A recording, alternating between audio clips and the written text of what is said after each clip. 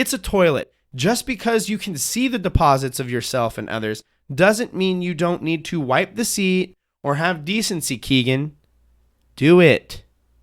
Clean up after yourself. It's still a toilet, and it's still a public toilet, so take care of it.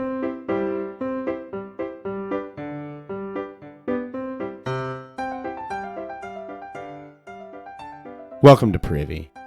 Privy is a podcast about toilets and bathrooms recorded live. Well, normally from my home bathroom, but this week we are here in the best western of Ontario, Oregon, hotel room number 222 bathroom. I think it's fitting that they gave me a room with 3 twos, because we're going to talk about some twos today. Thank you for joining me. I am Hunter Hoover, your toilet enthusiast and host from the very creaky, as you will hear this episode, hot seat. Welcome to Privy. I'm very glad you're here. Man, it's Privy summer. Welcome to Privy summer. Cue Olaf's summer music, springs in the air, da da da da da da da, something about being a snowman. Privy summer. And one of the things that happens in summertime is travel. And that's what I'm doing right now.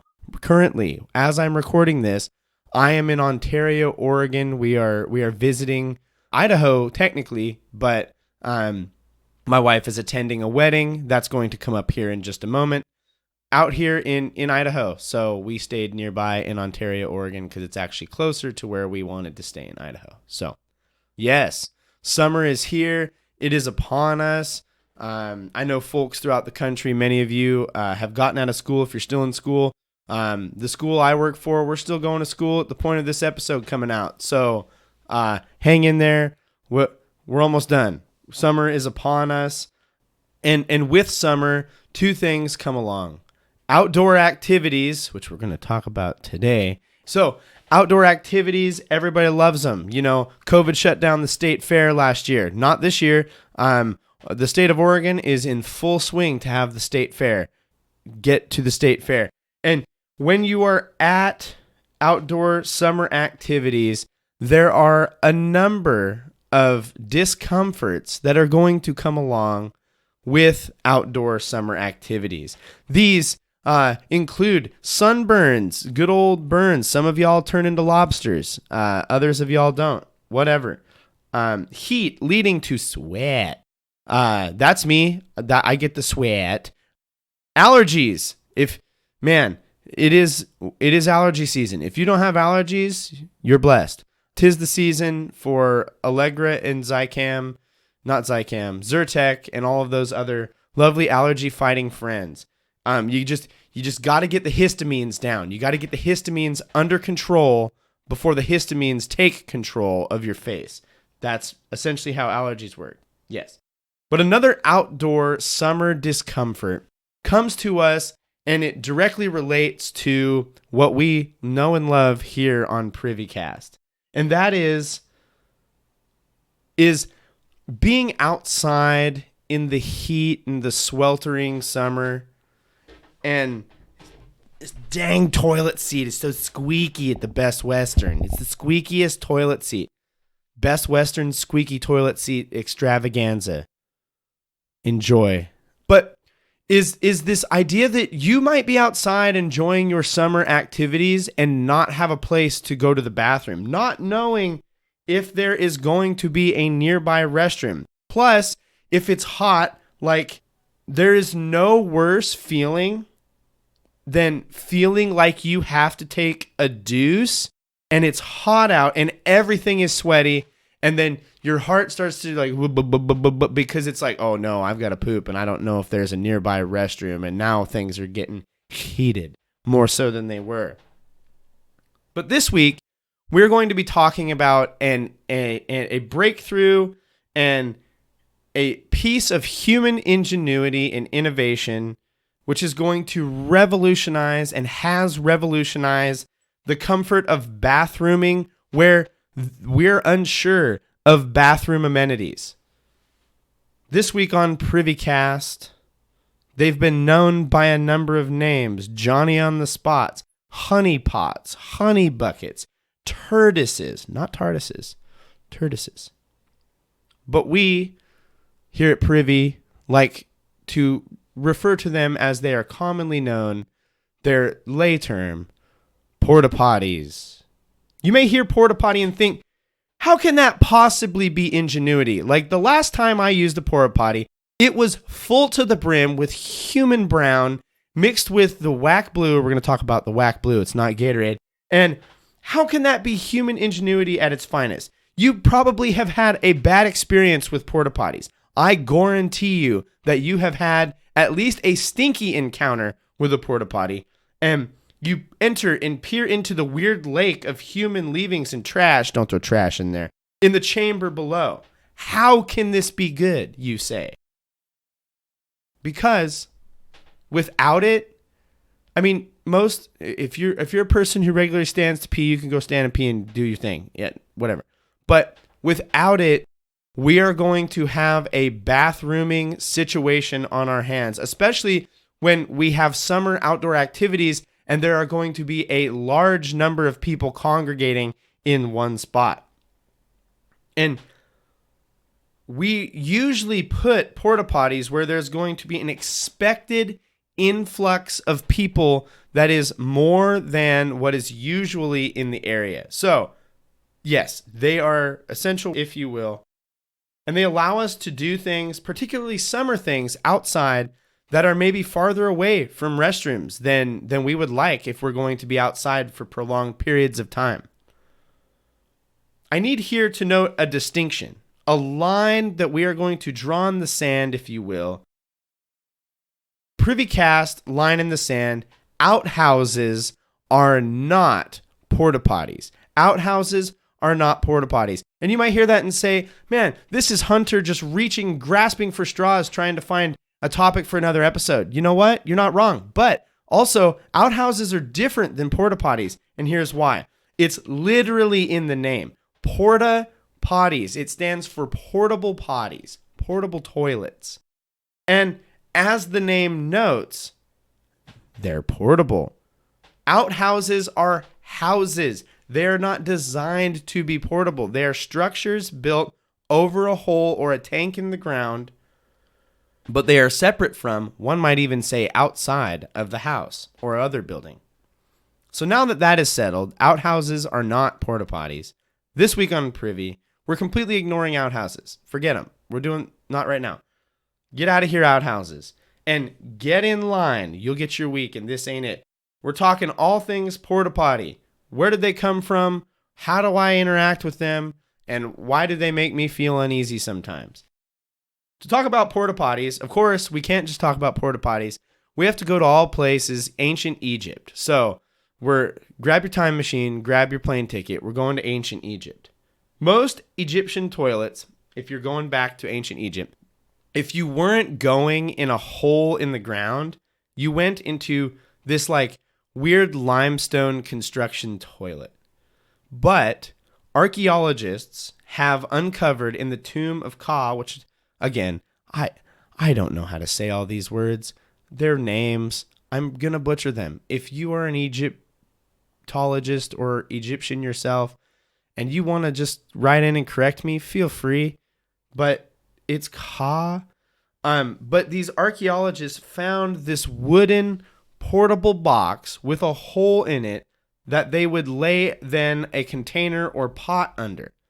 The earliest porta potty dated to the 14th century BC, and it is more what we would think when we think of like a camp toilet. Like you drag this toilet out and you put it on the campsite and you like maybe dig your scat hole underneath it and you scat into it and then you cover the scat hole. That is kind of what this ancient Egyptian porta potty was like, but we have not quite. So it's technically a portable toilet. I'll give you that. But we have not made it to the big plastic constructions that we have in our brains when we're thinking of porta potties. You might hear this and ask yourself, why would somebody put a toilet in a tomb? Well, I'm glad you asked. Archaeologists and me, I think, believe that they put these portable toilets in the tombs so those buried there can use the can in the afterlife. Remember that in many of these ancient cultures, human waste and the things that humans produce are impure, or they make someone unclean, and thus to interact with their deities, they would have had a concern to not have that as a situation. So they're buried with these portable toilet situations so that way they can hopefully remain pure before their deities in the eyes of their gods. Something I have never given any thought to. Wait a minute. There can be bathrooms in heaven? Huh. You think there'll be bathrooms in heaven? Then came the ancient Greeks. The ancient Greeks used chamber pots, which used the same method as Ka's portable toilet. You poop in a pot, then empty it out later. Technically portable, but still not technically a porta potty. We're still talking about portable containers to relieve yourself in. And if this was the case, if we wanted to say that like a portable container that you relieve yourself in is what constitutes as a porta potty, then every Ziploc bag and Walmart bag on the planet is a porta potty. And we don't think that. We don't believe that. And don't be deucing into a Walmart bag and then just tossing it out. Don't do that. I mean, it's better than the street, but you know what I'm saying. It's weird. Although you could get the legs through the like handle holes, and it would be like a weird diaper situation. This might be an experiment. Anyway, this method of relieving yourself into a poo septicle, and then emptying it later was considered the standard of porta potty technology for years, used by royalty and soldiers alike. This was the standard. You poo in a container and you dump it away from you later. That is until the 1940s, America. The docks, Long Beach, New Jersey. Sammy at the docks. Sammy's got a crew, and their job is unloading. We got to unload and load the docks, boys. Nearby, the local Taco Bell, that part is definitely not real. The local Taco Bell, this part's fiction, opens up, and his crew has been hitting up the new spot. Have you had their burritos? Because like they're chock full of weird beans, and I don't know how I feel about it. And Sammy notices something about his crew on the docks as they've been hitting up this new lunch spot. Loading times are lagging, and unloading times are lagging. What's going on? Our men have been efficient, and they've been on it. Sammy's dudes are the dudes for loading and unloading. So something has happened. What's going on? And so Sammy decides to watch and see what's going on. He ponders it. And then young Dougie runs from the dock, clenching his backside, looking with terror at, oh no, where am I going to do this? Yo, Dougie, where you going? I got a poop, boss. And he runs to the nearest building to do his deed, drops his poop, and then slowly makes his way back to the docks. 20 minutes later, Speedy Petey, he got his name for being fast at loading and unloading. Speedy Petey repeats Dougie's move.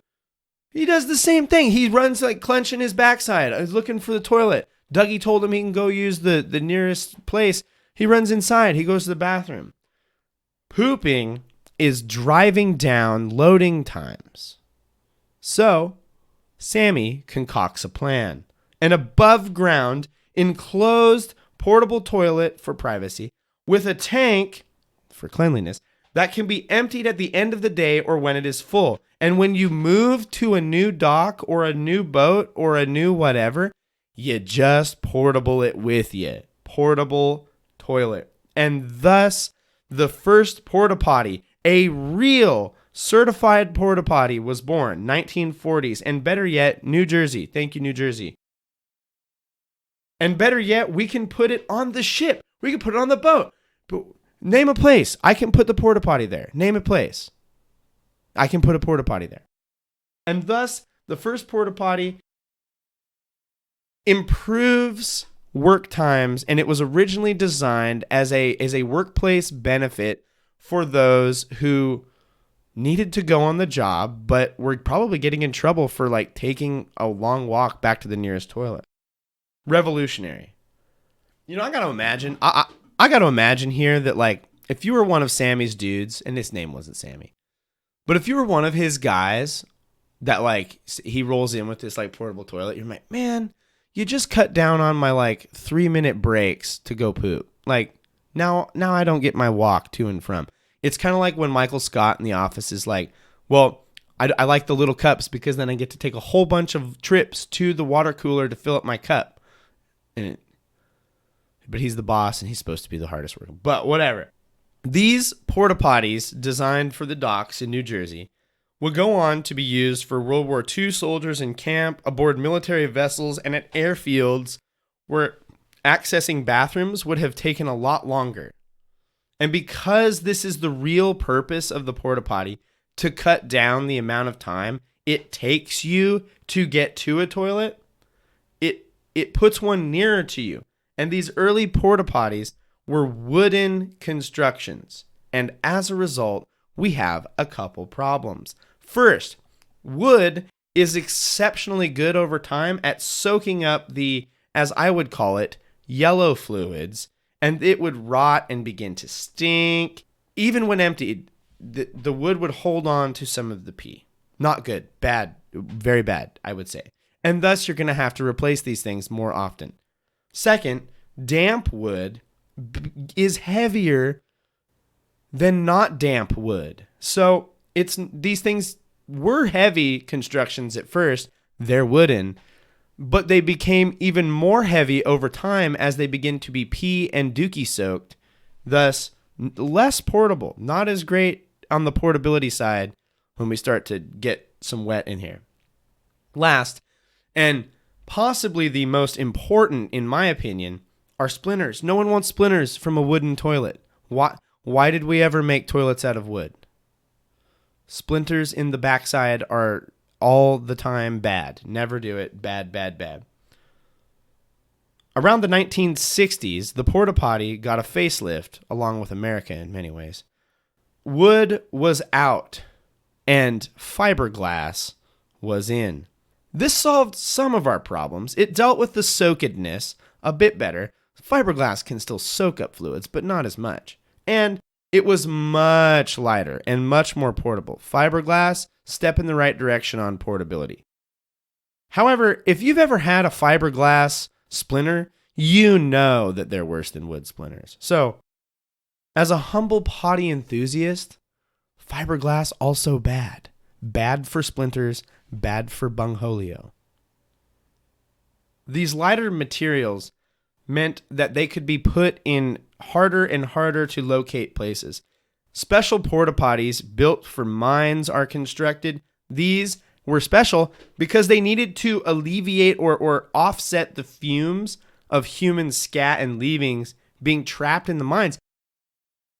You can't have all of the bad gases from human body to be trapped in the mines when they're just sitting in the toilet tank. You can't do that. They can't be breathed in, especially for long periods of time. No good. They're put at the top of high-rises for high-rise construction workers. You could put a porta potty there. It makes you wonder if any of these guys ever just like before the porta potty were like, I ain't going all the way down there. I'm just going to let brown fly off the side of this thing. Also, I hope it was a good way to seal it off down from the top as well. Like, nobody wants Keegan's dookie flying out the side of it and onto the streets below. It's bad. Don't do it. But for much of this time, the porta potty technology lended itself to what I would like to call big stank. Big stank. At its outset, you were essentially just plopping waste into a collection of just either nothing or a water lake inside the thing. The stink was horrendous.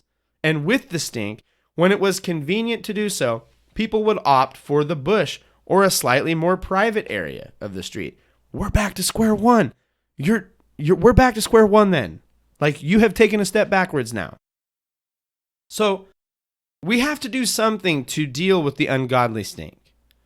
Which brings me back to the thought, If there are toilets or bathrooms in the afterlife, would the things produced in them smell bad?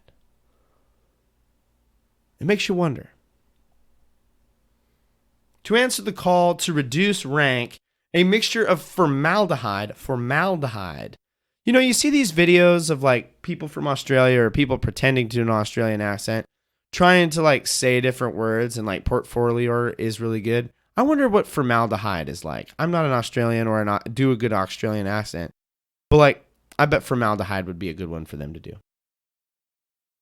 Formaldehyde deodorizer was created to cut down on the stink in the porta potty. However, this mixture was a thing taxing on the waste management and sanitation areas.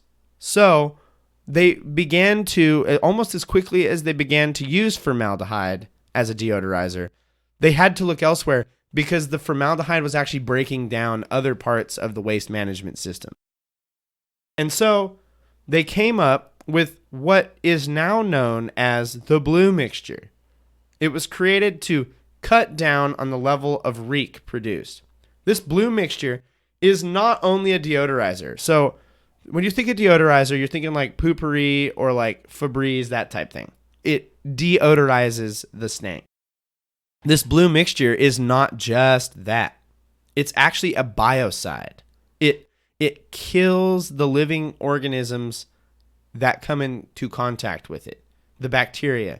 And it actually serves to disinfect the tank, your poop, your urine, as well as the air around it. Blue mixture. Porta potty science. Later, smell technology allowed ventilation.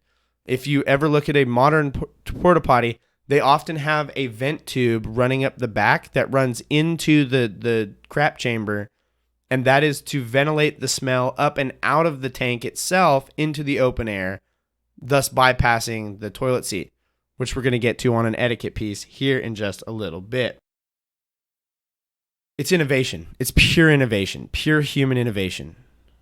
But the fiberglass over time didn't interact with how well with like our leavings and our newly introduced chemicals. So now, like, not only are the human leavings making the actual structures themselves worse, but like the chemicals and the things we're putting into the tank with the human leavings are starting to interact poorly with the fiberglass. So we got to do something. Polyethylene plastic began to be used in porta potty construction in the 1980s. And it is still what we use today. We're 40 years later, polyethylene plastic. Lighter, easier, less prone to deteriorating, less prone to splinters, all improvements. Human innovation and ingenuity. Polyethylene porta potties. Say it with me. Polyethylene porta potties. So, the porta potty. But where do we go from here? Like, we're up today. We're 40 years in on polyethylene porta potties. We improve and we improve and we improve. You add sinks, you add lights, all the things that you would find in a normal public restroom, make them portable. Get a bigger truck, bigger trailer to haul it. Heck, even make it to where you don't even take it off the trailer. If you've been to big outdoor summer events or like concerts or like state fairs, sometimes they'll have a line of porta potties on a big trailer and you just walk up to the trailer, walk into the porta potty, and it doesn't even leave the trailer. Portable sinks, portable urinals inside the porta potty, hand sanitizer. You gotta get the hand sanitizer these days. Like, we're not gonna say COVID, I already did, but you gotta get you gotta pump the hand sanitizer. Get it flowing. Full porta bathrooms, potty included. How far we have come from ancient Egypt, but porta potties still stink sometimes. They get dirty because there is this belief that if it's a porta potty, you don't have to try to keep it clean. And thus we enter some of the etiquette piece of porta potties. You're wrong. It's a toilet. Just because you can see the deposits of yourself and others doesn't mean you don't need to wipe the seat or have decency, Keegan. Do it. Clean up after yourself. It's still a toilet, and it's still a public toilet. So take care of it. Porta potties are good. Imagine any situation where there is a porta potty that is expected for you to use it, and then imagine that porta potty is not there. You might think they're whack until they're gone, and you need one, and you can't get to it. They're not ideal. Nobody's saying they're ideal, but they're necessary. They save water from flushing. Porta potties actually save like gallons and gallons of water compared to regular toilets. They're more sanitary than doing it in the streets or in the bush or in a bag. Keegan. Porta potties are good. And for some etiquette pieces of porta potties, like I said, wipe it up. Another thing is put the seat down. If it has a closable lid seat and you can close it, put the seat down. This does two things. It keeps one, we're going to get to a Hunter's Anecdotes here that's going to come into play, but it keeps you from dropping stuff into the toilet. There's a seat barrier. Wonderful. Very good. But the other thing that putting the seat down does is it helps the air flow not up out of the seat hole and into the chamber of the porta potty. It helps the air flow from the tank up out of the tank vent and into the open skies, where you later will not have to breathe it if you are getting up in that porta potty. If there is a porta potty for handicapped individuals or folks who have a handicap, just leave it open. Leave it open. It's not like a regular bathroom where it's like, you're probably a dingus if you're doing it, but I get it. It's a bigger room. You got to leave that open. You got to. Last but not least, there's often a phone number inside the toilet. And if it looks like it's been some time, they'll usually have a cleaning log inside the portable toilet. Porta potty for short. If you look and it's been some time since it's been cleaned, feel free to give that number a call and say, hey, like you got a porta potty down here that needs some servicing. If it runs out of supplies, call the number. If it runs out of toilet paper, call the number. If it runs out of hand sanitizer, call the number. If it looks like it's getting full, let whoever's in charge of the event know or call the number. Take care of it. Don't let it go. Porta potties are very good. Oh, also, if you're in line for a porta potty, it's first come, first serve. Like, if you want to be like nice and let somebody go ahead of you, that's fine. But like, you can't. If there's a long line, you can't let them skip 40 people. It's not good. Bad news. Also, most porta potties are gender like neutral. They don't have a men's and women's. So just be mindful of what you do in there, and that somebody who is not like you might have to deal with that. That's what I would say. They're good. And they are also the source of this week's Hunter's Anecdotes to keep you afloat.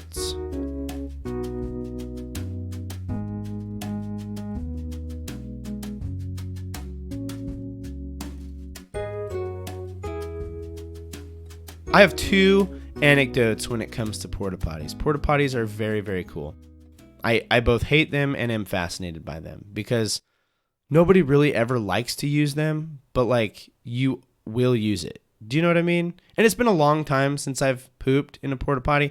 I usually try to reserve my porta pottying for peeing. But man, when you poop in a porta potty, you can get some mad sound splash coming off into that blue lake down below. First, Hunter's Anecdotes. As I've shared, I work at a public high school, and sometimes students get angry. And this story, to do my best to preserve anonymity, two students had been at it all week. You know, they're going at it, and they're kind of bickering and picking at each other and doing all this thing. And this one day, you know, the verbal things start flying like, oh, you're this, meh, meh, meh, meh. And they're going like high schoolers who want to fight with each other go. And they get going, and they decide to throw a couple swings at each other, and me and another staff member just kind of in the room trying to deflect it. And finally, the one student who in my brain was not the instigator, but that's not really important here. He grabbed student A's backpack, and on site at our school at the time, they were doing some construction work to build a bigger and better gym. And when you have construction work and thus construction workers, you're going to have porta potties for those workers to use. And on his way out, he snags the other kid's backpack and takes off across campus. And, he's gone. Later on in the day, the kid comes back, everything settles down. And the other kid is like, oh, he took my backpack. Where's my backpack? And he doesn't have it anymore. And we're like, oh, man, like he threw it somewhere or whatever. And we come to find out, like, one of the construction workers or someone, I don't know how we came to the knowledge, but this kid had stuffed the other kid's backpack into the porta potty tank, effectively thus ruining everything inside. But man, just what a capitalized legendary move of like, checkmate, I jammed your belongings into the porta toilet. Legendary and smelly. Don't do that, kids or adults. The second porta potty story, and as I don't remember why there were porta potties on my school campus at some point, probably a similar reason, but there's this, it's probably some sort of track and field event. Yeah. But, sometimes kids are mean to each other, and sometimes it's bad, and sometimes we look back on it and we go, man, what a great roast. That was funny. But this one guy, this like, he's probably a freshman kid. He goes and gets in the porta potty. And I remember a couple of the seniors took a bungee cord out and bungee corded the porta potty shut. And just walked away because you don't have to hold it. Like, you can just sit back and watch. And the kid like tries to open it and it's like bungee corded, like, and he just cannot get out of the porta potty. And then you just start to hear the scream, help, help! Like, I can't get out, I'm stuck. And he thought we had I didn't do this, but he thought they had barricaded the porta potty shut when they just bungee corded it. And it's a pretty simple prank. Now, you do have to get somebody to undo the bungee cord, which eventually a staff member or someone either had these students or they did themselves undo the bungee cord. The student's free. He's fine. But don't bungee cord your friends. And don't jam your friends' belongings into the porta potty tank. It's bad news. If you've ever dropped something into the porta potty tank, it's gone. What are you going to do? Get down in there and retrieve it? Not likely. Not likely.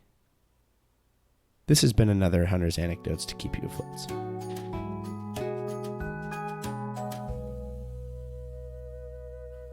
And we're at the end of our episode. Thank you so much for joining us here in Privycast. We love having you. As always, if you would like to connect with us on social media, we're at all the social medias thingies at Privycast, or you can send us an email, feedback, all those type things. Privycast@gmail.com. Share the show. Tell a friend. Word of mouth is wonders. It does great. And it would be super appreciated if you can leave a rating or review on your podcast catcher of choice. The 5-star option is our preferred. And just give a couple sentences about what you're liking about the show, feedback about the show, whatever. Leave those reviews. It helps others find the show from seemingly out of nowhere. As always, we want to thank Kevin MacLeod for the use of Barroom Ballet as our intro and outro music. You can find Kevin's music at incompetech.org, and his music is licensed under copyright 4.0, Creative Commons, of course. Thanks, Kevin. We'd also like to thank Podington Bear for the use of all the colors in the world as the Hunter's Anecdotes intro and outro music. You can find Podington Bear's music at poddingtonbear.com. Thanks, Podington. This has been another episode of Privy. Thank you for joining us. And now, as always, from the Best Western, don't forget to flush.